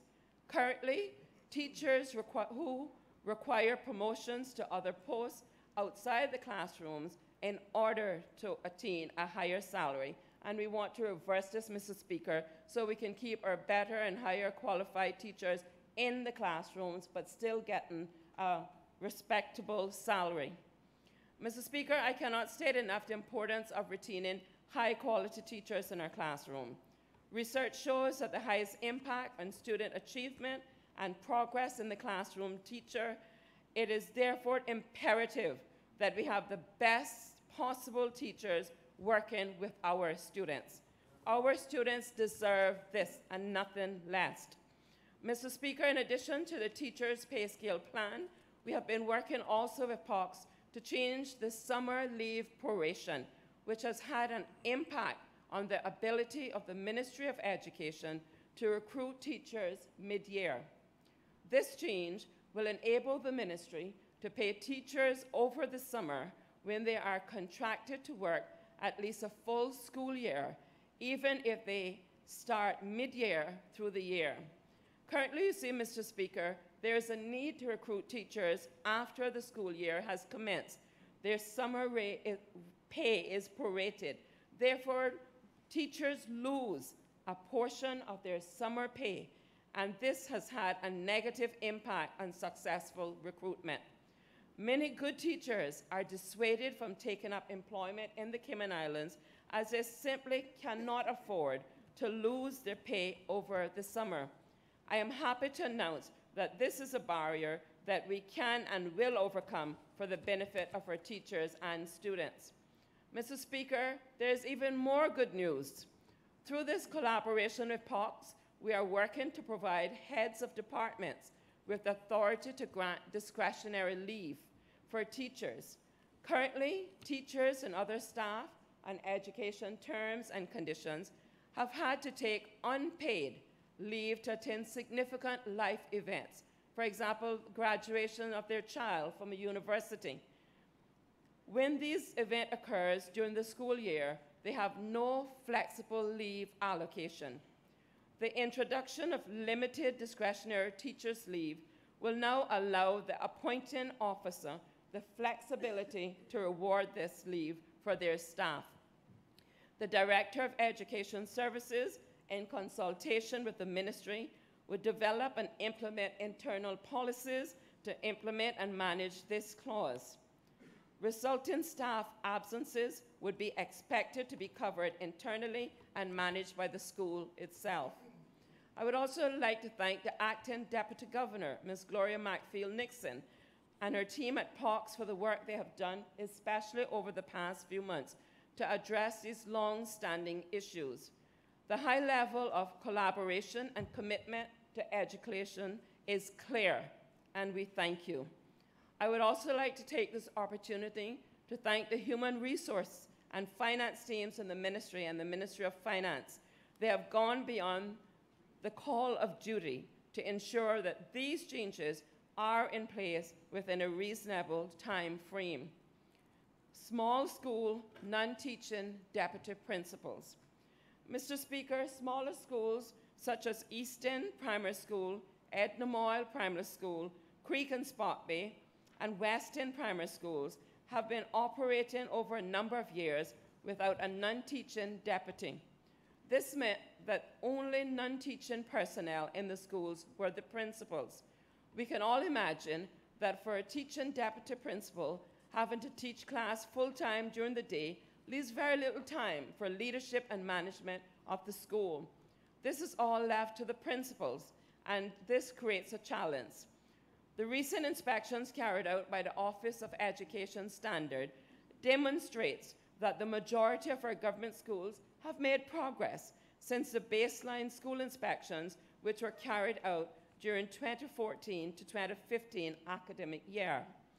Even though we've had these successes, there's still more work to be done.